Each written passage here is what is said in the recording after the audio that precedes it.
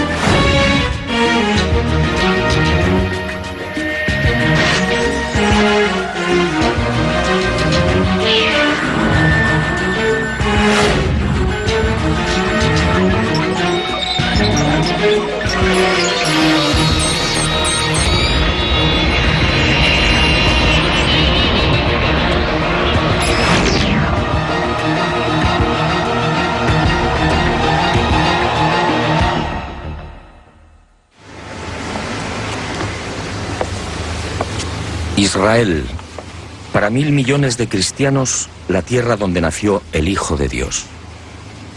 Así lo reflejan la historia y la tradición. Una historia y una tradición, como iremos viendo, repletas de errores y manipulaciones. Este sencillamente es mi objetivo: mostrarle cómo los hombres, voluntaria o involuntariamente, han llegado a tergiversar las palabras del Maestro y muchos de los sucesos que los rodearon. Y he dicho bien, tergiversar. Es decir, interpretar erróneamente. Todo un cúmulo de tergiversaciones que ha maquillado y deformado su mensaje, su figura e incluso a cuantos lo acompañaron. Pero empecemos por el principio. María y José, padres terrenales de Jesús, viajan desde Nazaret a Belén obedeciendo la orden de Augusto, el emperador romano. Todos los súbditos deben empadronarse. Corría el año -7 de nuestra era. Y al llegar a la aldea de Belén, María dio a luz a su primogénito. Con este feliz acontecimiento nacería también el primer gran error de esta historia. Un error que todavía arrastramos y que prácticamente no tiene solución. Durante siglos la cristiandad consideró y todavía considera que aquel nacimiento tuvo lugar en el año 0. Grave error. Todo se debió a un lapsus cometido por un monje del siglo VI, Dionisio el Exiguo. En 1582, cuando el Papa Gregorio XIII emprendió la necesaria reforma del calendario de Julio César, se fió de los cálculos de este buen monje, estableciendo el nacimiento de Jesús en el referido año 0. En el siglo XX, historiadores, exégetas y astrónomos descubrirían que Jesús nació mucho antes. La clave se llamó Herodes el Grande, el rey que gobernó Palestina hasta el año -4 de nuestra era. Al fijar la fecha de la muerte de Herodes el 13 de marzo de dicho año -4, los especialistas comprobaron con espanto cómo el calendario actualmente en vigor se hallaba total y lamentablemente equivocado. Amén de que el año 0 como tal no existe, es perfectamente sabido que Jesús nació bajo el reinado del sanguinario Herodes. Y es igualmente conocido que dicho rey ordenó la matanza de los niños varones menores de 2 años de edad de Belén y su comarca. Esta trágica circunstancia sitúa el nacimiento del Maestro en los años -6 o -7. En otras palabras, si los cálculos de Dionisio el Exiguo hubieran sido rigurosos, hoy estaríamos en el 2008 o en el 2009.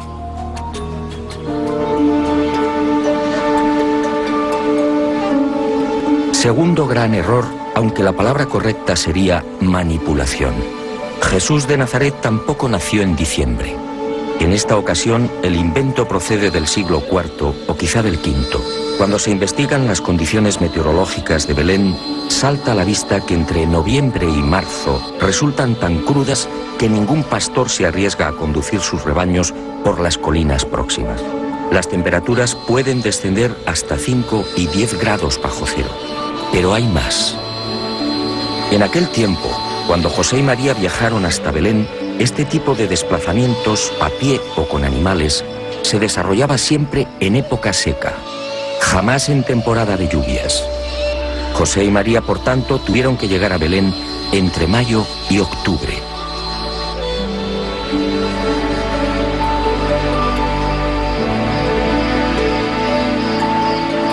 ¿Qué fue entonces lo que sucedió?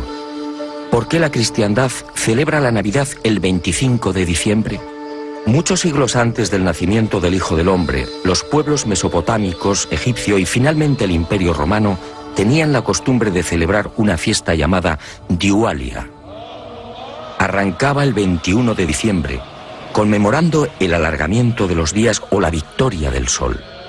A partir de esa fecha, en efecto, el sol vence y las jornadas diurnas se alargan progresivamente.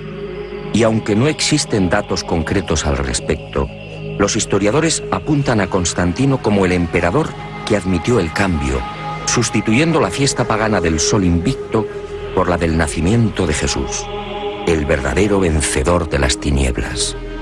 Y a pesar de la dura oposición de la Iglesia Oriental, que se negó a admitir la fecha, la manipulación fue aceptada. Hoy muy pocos saben que este cambio obedeció a una maniobra política destinada a eclipsar una celebración pagana.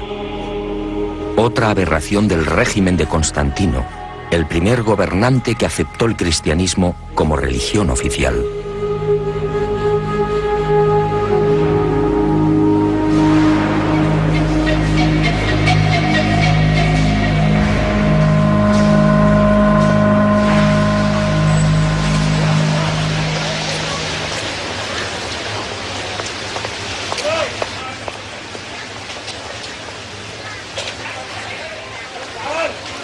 Y usted se preguntará, ¿cuándo deberíamos celebrar la Navidad?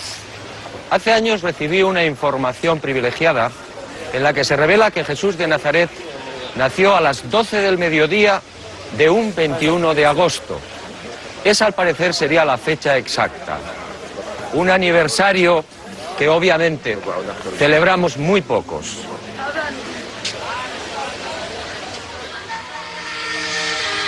Tampoco la célebre estrella de Belén se ha visto libre de errores y tergiversaciones. Primero fueron los teólogos. Para estos, el relato evangélico de Mateo debe ser tomado como un género midrásico o una construcción agádica, es decir, como una bella leyenda oriental, con detalles pintorescos que viene a reforzar la enseñanza teológica.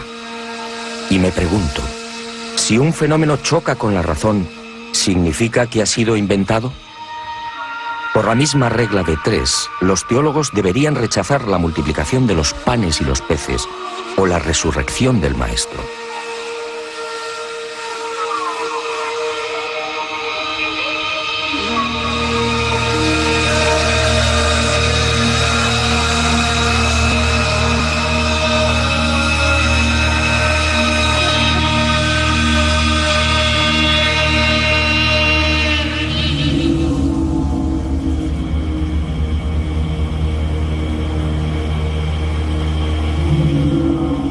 Después, a la miopía de los teólogos se sumó la de los astrónomos. Durante un tiempo, basándose en las ideas de Orígenes, la estrella que condujo a los magos fue explicada con la hipótesis de un cometa. Y en 1603, Kepler aportó otra teoría astronómica que sigue en vigor. El 17 de diciembre de aquel año, el famoso astrónomo se encontraba junto al río Moldava, en Praga. Esa noche, Júpiter y Saturno se hallaban muy próximos entre sí. Kepler estudió la conjunción de ambos planetas y, basándose en el relato del rabino Abarbanel, dedujo que aquella era la señal que guió a los magos hasta Belén. Kepler tenía razón a medias. Los actuales cálculos astronómicos han demostrado que en el año -7, en efecto, se registró una triple conjunción o aproximación de Júpiter y Saturno. La primera el 29 de mayo, y fue visible durante 2 horas. La segunda el 3 de octubre y también en la constelación de los peces. La última el 4 de diciembre. Pero Kepler, como digo, acertó a medias. Jesús efectivamente nació en el año -7 de nuestra era, pero en época seca, es decir, en verano.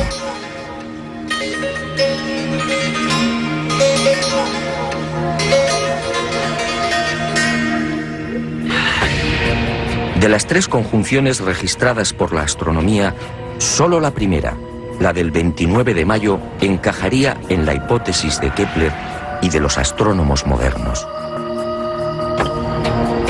Pero esa intensa aproximación de Júpiter y Saturno solo duró 2 horas. Y me pregunto, si el viaje desde Ur de Caldea hasta Belén podía tener una duración aproximada de 3 meses, ¿cómo llegaron los sacerdotes y astrólogos caldeos hasta el lugar donde se hallaba el niño?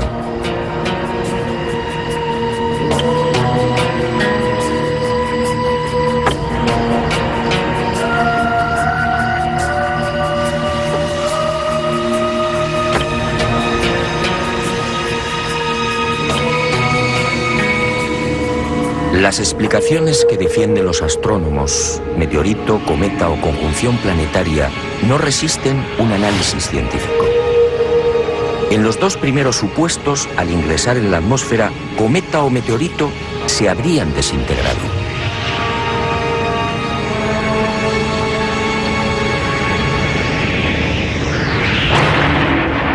En el caso de una conjunción, como hemos visto, la duración de la misma es mínima. Además, ¿qué clase de conjunción podría guiar a los magos si el viaje, como era habitual en aquel tiempo, se desarrollaba de día?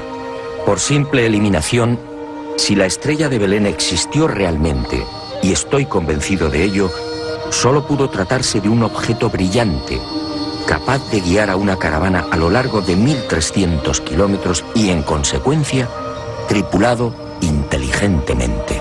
Como decía el maestro, quien tenga oídos, que oiga.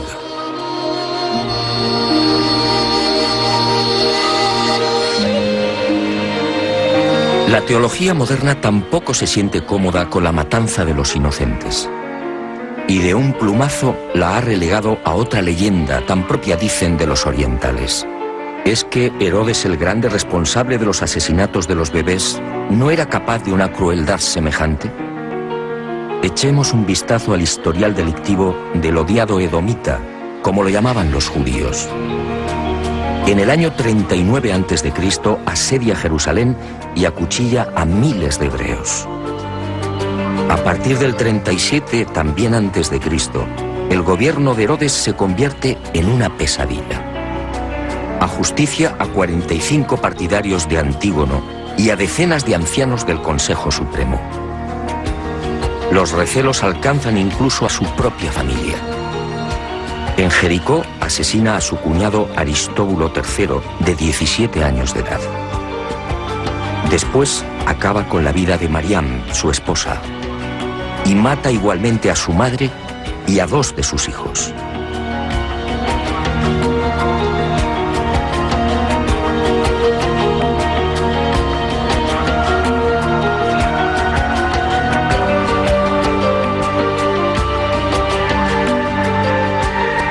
Herodes, por supuesto, era capaz de un infanticidio y de mucho más.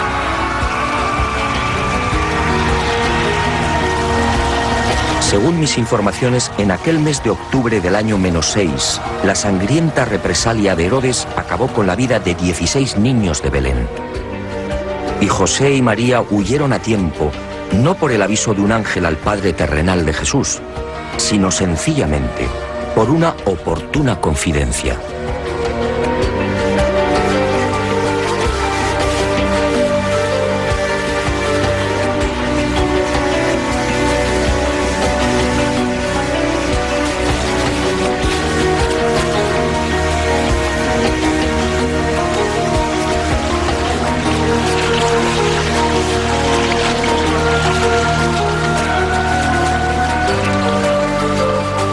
los escritores sagrados apenas hacen mención de la estancia de José y María en la ciudad egipcia de Alejandría.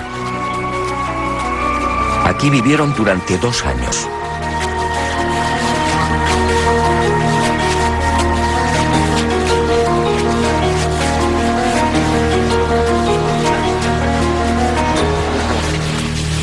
Y poco faltó para que la familia se quedara definitivamente en Egipto.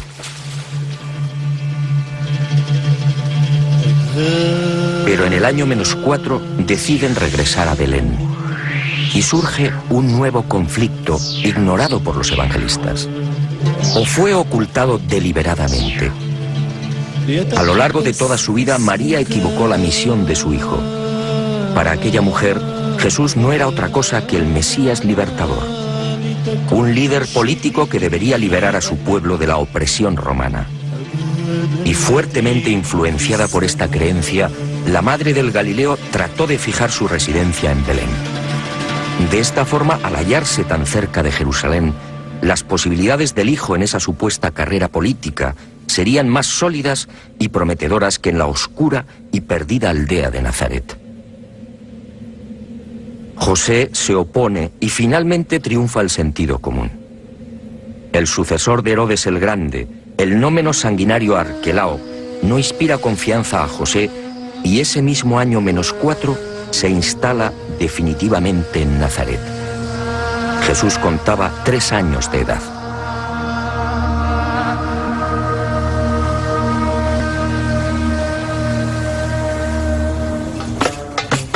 Y la historia y la tradición vuelven a escamotearnos otra decisiva etapa en la vida terrenal de Jesús de Nazaret.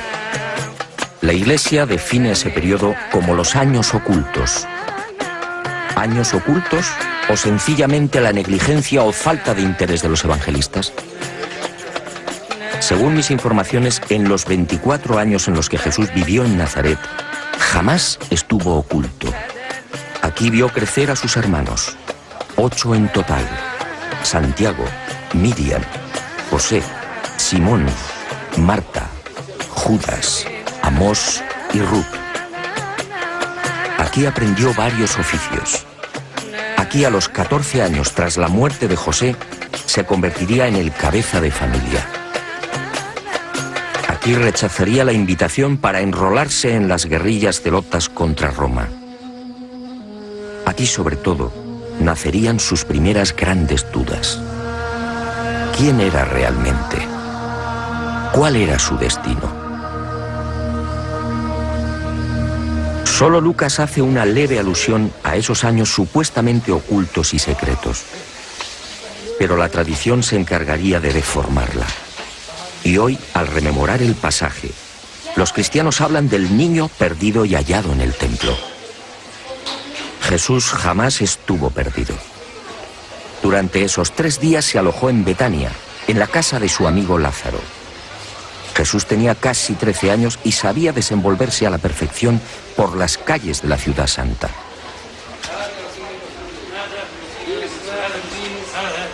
Y en este cúmulo de errores y despropósitos, algunos exégetas y teólogos van más allá. Y afirman que Jesús en realidad era analfabeto. Y justifican la afirmación porque no dejó escritos. El infundio resulta patético. Está claro que Jesús sabía arameo galalaico, su lengua natal, y también hebreo bíblico. De lo contrario, no hubiera podido leer en las sinagogas. En aquel tiempo, además, la enseñanza era obligatoria para los varones a partir de los 5 años. Y se aprendía a leer justamente con las Sagradas Escrituras.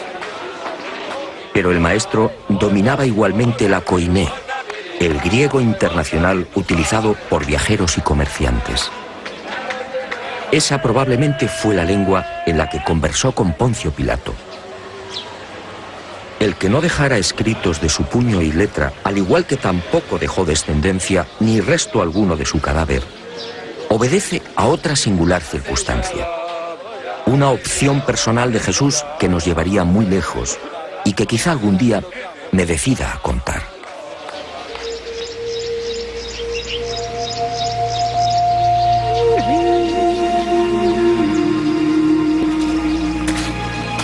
El maestro abandonó Nazaret a los 27 años. Corría el año 21 de nuestra era. A partir de ese momento, Jesús de Nazaret emprende una fascinante aventura. El sueño de su vida: viajar. Según mis noticias, durante un primer año, el maestro, siempre de incógnito, se embarca en una apasionante gira por el Mediterráneo y parte de Oriente. Tras visitar Jope y Cesarea, se dirige por mar hacia la ciudad egipcia de Alejandría. Aquí permanece un tiempo. Visita la célebre biblioteca y contempla las pirámides de Giza. He aquí otra imagen desconocida del Hijo del Hombre: Jesús al pie de las imponentes construcciones faraónicas. De Alejandría navega hacia Creta y de allí a Cirene y Cartago. Jesús se mezcla con los hombres, los observa, aprende de ellos, y de Cartago pone rumbo a Malta. Después Siracusa en Sicilia, Mesana, y por mar alcanza las costas de la actual Italia. Visita Capua y por la vía Apia entra en Roma.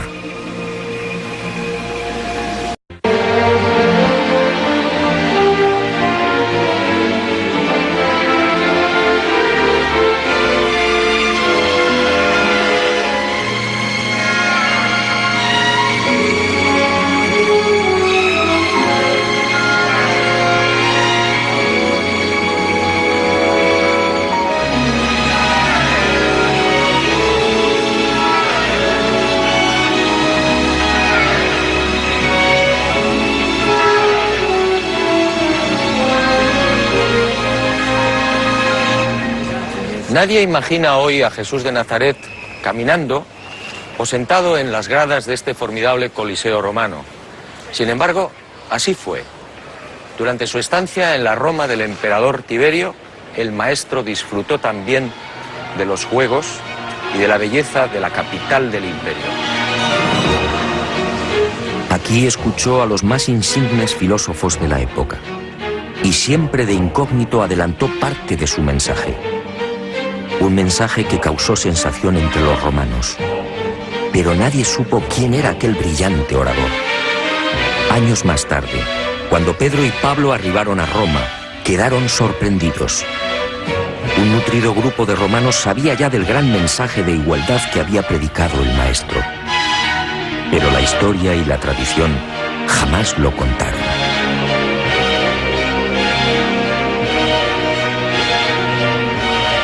De Roma, Jesús de Nazaret se trasladó a Tarento y desde allí prosiguió a Corinto y Atenas.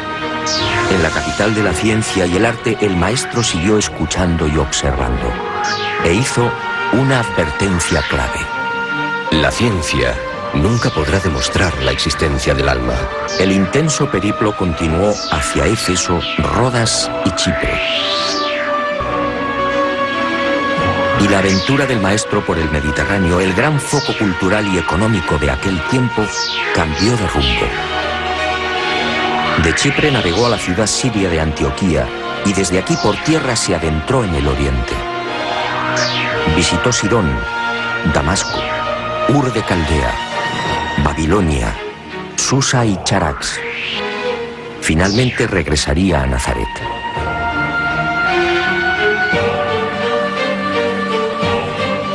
Meses más tarde, cuando Jesús estaba a punto de cumplir 29 años, emprendería una segunda y no menos apasionante gira. Un largo viaje que lo llevaría desde Jerusalén hasta el remoto lago Urmia y la región suroriental del actual mar Caspio. Un viaje en el que Jesús se mezcló con las razas orientales y en el que, igualmente de incógnito, observó y escuchó a sus criaturas. Otra de las grandes y misteriosas razones de su encarnación: conocer de cerca a los que él mismo había creado.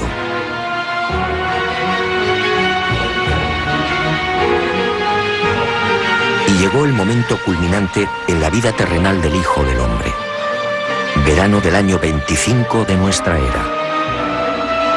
Jesús sabe que su hora está próxima y se retira en solitario a la falda del Hermón, la montaña sagrada. Y aquí, en la soledad de los bosques, Jesús de Nazaret recupera algo que era suyo: la divinidad. En un proceso incomprensible para la mente humana, el maestro hace suya la naturaleza divina y a partir de ese instante se transforma en un hombre Dios. Sus viejas dudas e incertidumbres desaparecen. Ahora definitivamente sabe quién es.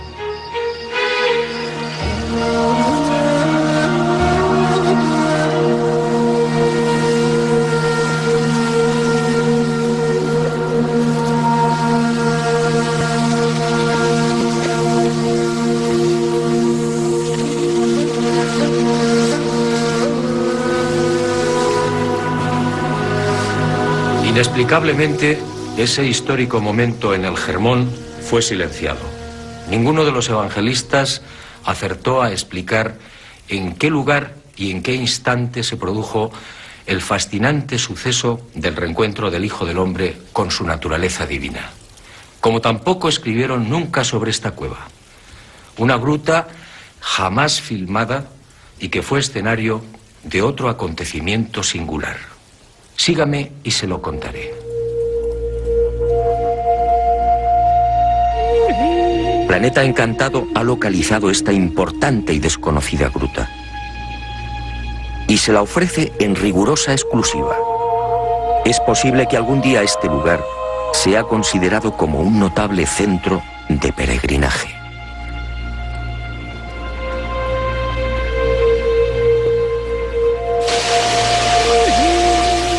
Ocurrió el 14 de enero del año 26. El hombre Dios caminó hasta el río Jordán en las cercanías de la ciudad de Pela, al norte de la actual Jordania.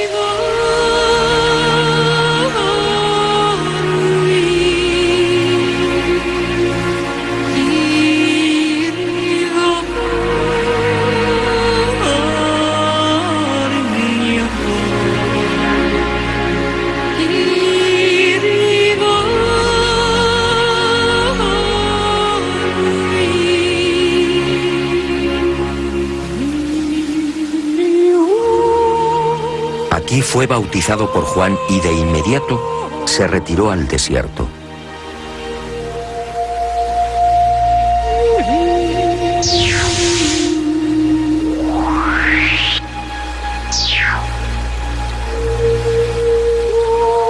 Y durante 40 días, dicen los evangelistas, ayunó y permaneció en soledad. Y cuentan que fue tentado por el diablo. Nuevo error. Mejor dicho, nuevos errores.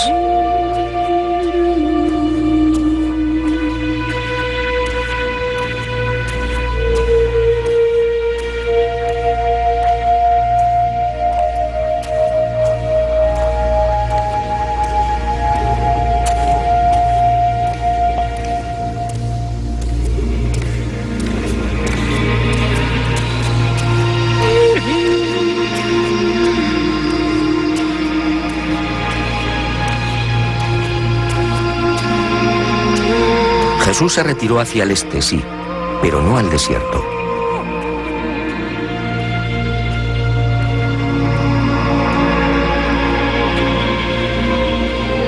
En aquel tiempo, el lugar elegido por el maestro era una sucesión de suaves colinas a 4 kilómetros escasos de Pela y repletas de olivos y huertos. Y tampoco ayunó. Esos 40 días transcurrieron en las cercanías de una aldea, Bet-Itz, hoy desaparecida. El maestro convivió con sencillos beduinos. Desde la cueva que le sirvió de refugio, se alejaba cada día hasta la soledad de los olivares.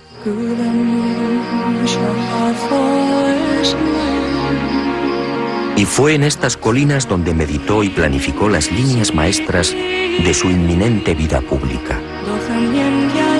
Aquí tomó importantes decisiones sobre lo que debía hacer y lo que debía evitar. También aquí en el Mar Muerto y en sus proximidades sucedió algo que nunca fue contado. Concluido el retiro de los 40 días en la cueva de Pela, Jesús regresó a la Galilea. Y el hombre que lo había bautizado continuó predicando.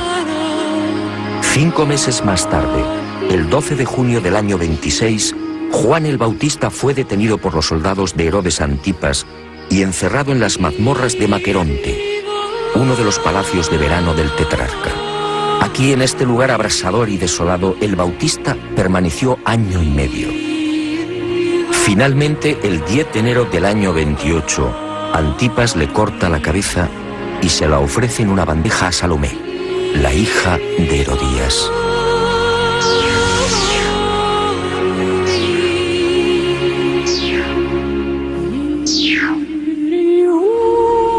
Hasta aquí la historia conocida.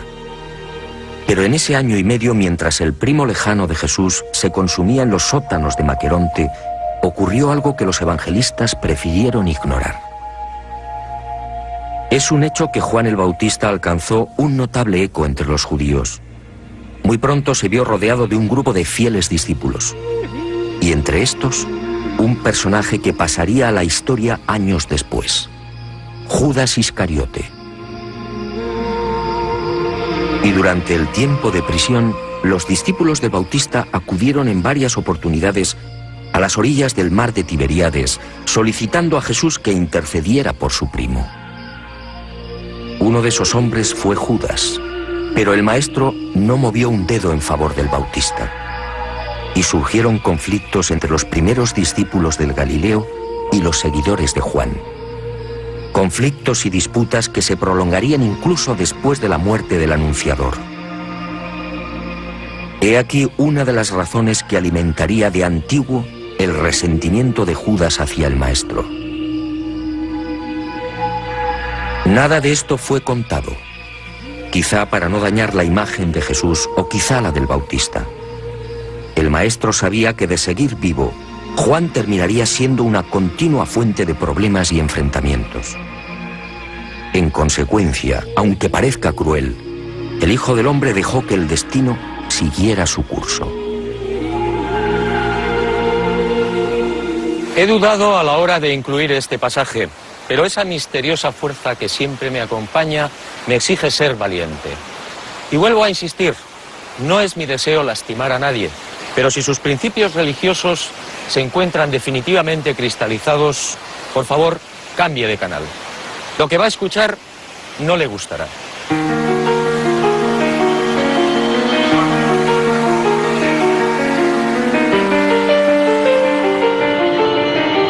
Fue aquí, en este hermoso lugar, donde el evangelista sitúa la supuesta fundación de la Iglesia. Y he dicho bien, supuesta.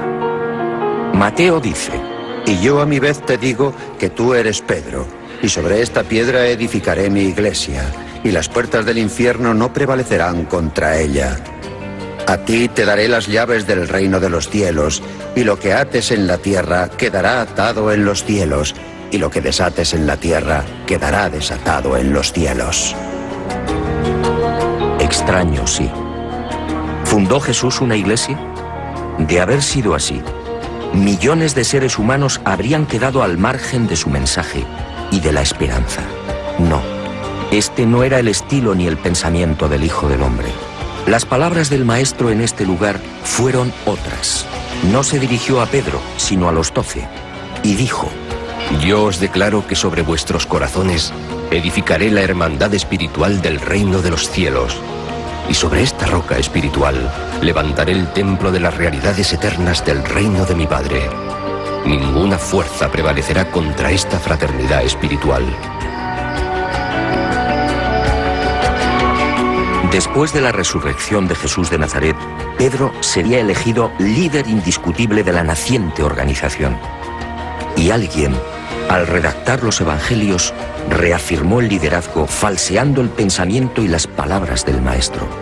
Y nació la Iglesia Católica, un invento humano. 1.000 millones de personas engañadas por la historia y la tradición.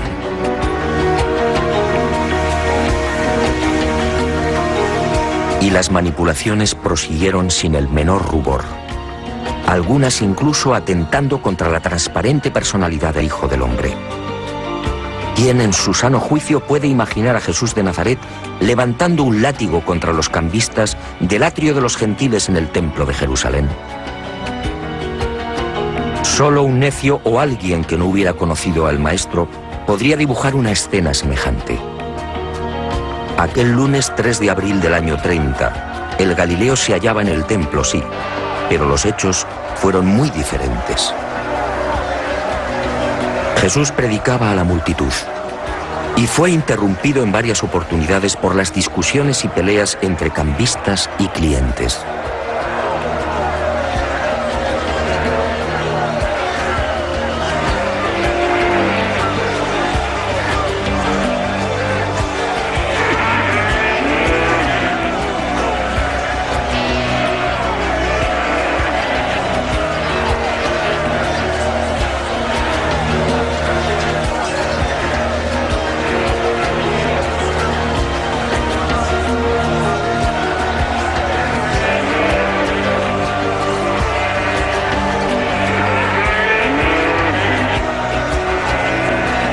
Fue entonces cuando el Hijo del Hombre, decidido, abrió las puertas de los corrales en los que se guardaba el ganado para los sacrificios de la Pascua.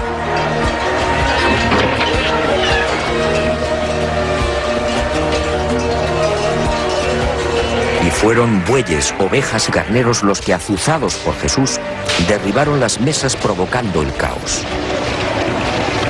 Un desastre, por cierto, aplaudido por buena parte del pueblo judío, que no veía con buenos ojos aquel injurioso comercio en la casa de Dios.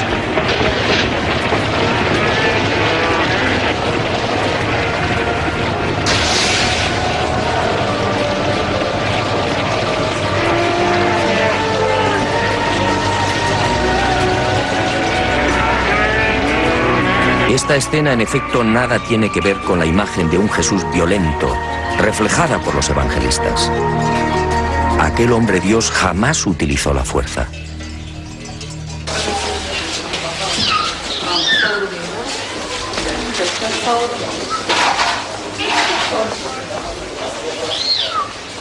Los errores y tergiversaciones de la historia y de la tradición salpicaron también la pasión y muerte del Nazareno.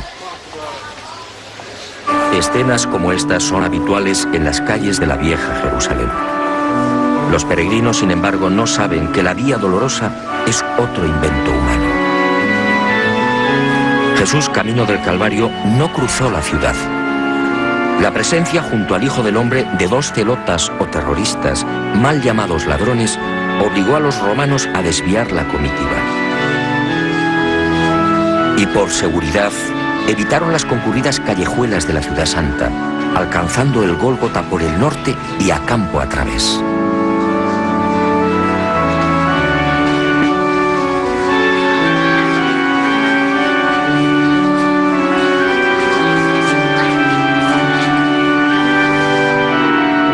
¿Qué decir del Gólgota, actualmente venerado en la Basílica del Santo Sepulcro? Cualquier especialista medianamente informado sabe que este lugar no fue el de la crucifixión. La tradición, una vez más, no fue rigurosa. El nuevo invento arranca en el año 328. Santa Elena, madre del emperador Constantino, encuentra 3 cruces en este paraje. Y la mujer deduce que se trata del Calvario. Después, toda una pléyade de sabios y padres de la Iglesia bendice el dudoso hallazgo de Santa Elena.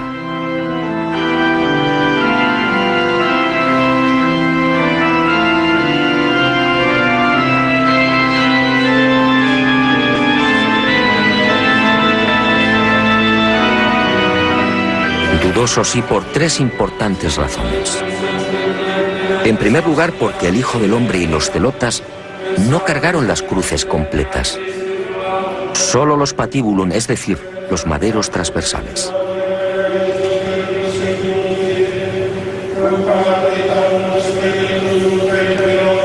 Santa Elena no lo sabía. No podía saberlo porque este detalle fue confirmado por los científicos en el siglo XX.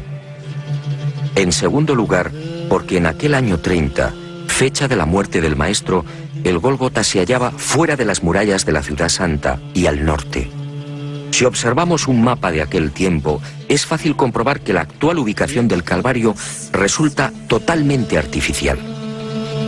De acuerdo a las bien intencionadas pero erróneas directrices de Santa Elena, La basílica que encierra el Gólgota y el Santo Sepulcro fue levantada a casi 1 kilómetro del punto exacto donde fue crucificado el Galileo.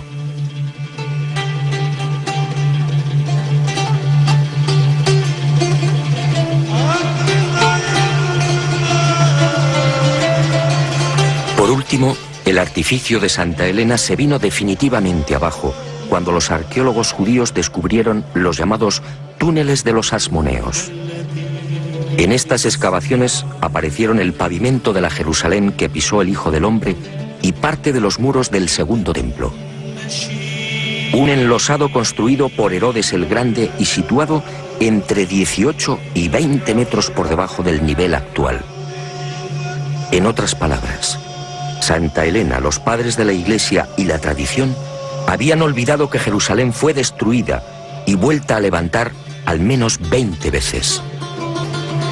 Esta circunstancia sitúa la actual Basílica del Santo Sepulcro a 20 metros de altura sobre lo que fue el suelo original en el año 30. Todo un despropósito.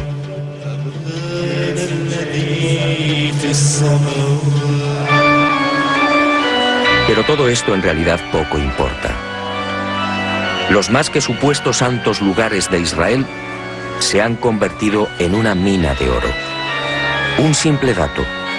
La familia árabe Museiba, propietaria del Santo Sepulcro, y las confesiones religiosas que lo custodian, reciben cada mes alrededor de $1 millón en concepto de limosnas y donaciones.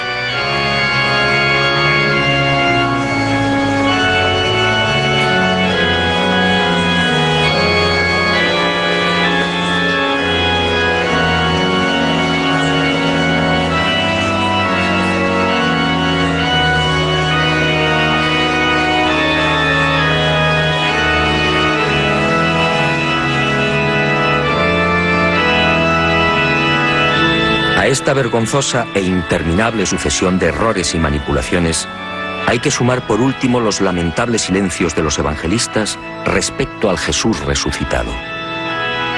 Los creyentes, una vez más, resultarían estafados. Los textos supuestamente sagrados apenas relatan 4 apariciones del Maestro después de su muerte.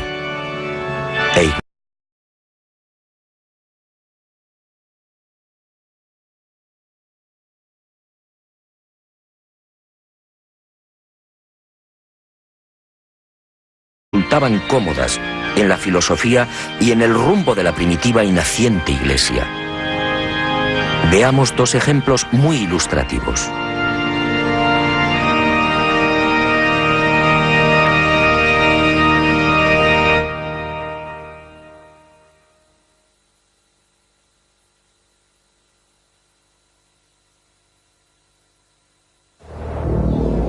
Quinta aparición.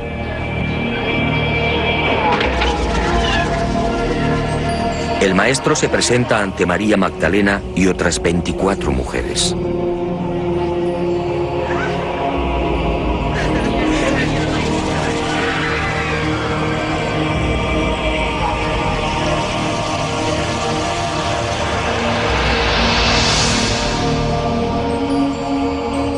Y les dice: Vosotras estáis llamadas a proclamar la liberación de la humanidad por el Evangelio de la unión con Dios.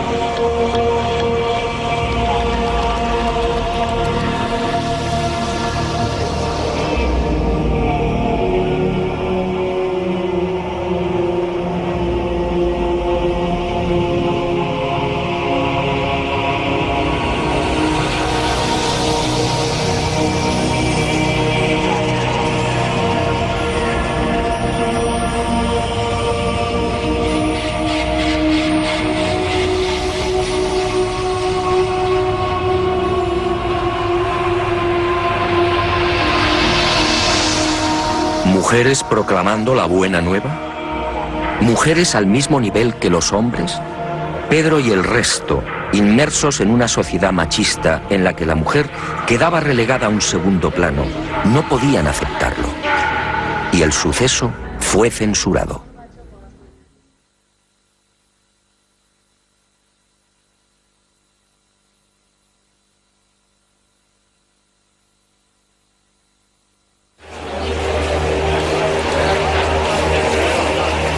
Aparición número 12.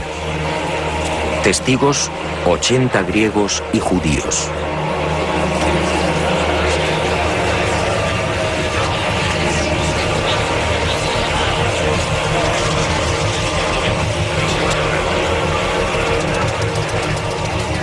El resucitado se presenta ante ellos y dice: El Padre me ha enviado para establecer algo que no es propiedad de ninguna raza, nación, ni tampoco de ningún grupo especial de educadores o predicadores. El Evangelio del Reino pertenece a judíos y gentiles, a ricos y pobres, a hombres libres y esclavos, a mujeres y varones, e incluso a los niños.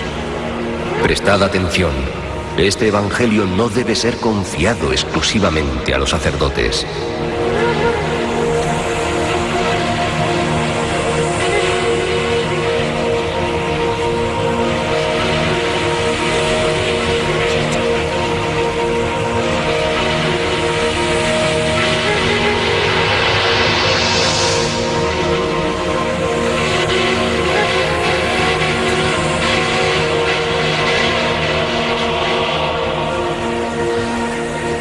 Sobra todo comentario.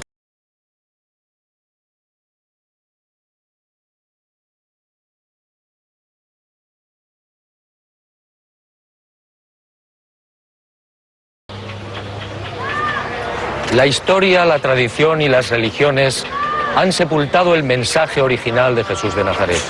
Un mensaje tan sencillo como revolucionario y esperanzador. Un mensaje que dice: todos somos hijos del buen Dios. Un Dios que no castiga, que no lleva las cuentas y que nos ha regalado la inmortalidad. Y el mensaje concluye: hijos del buen Dios y por tanto, físicamente hermanos.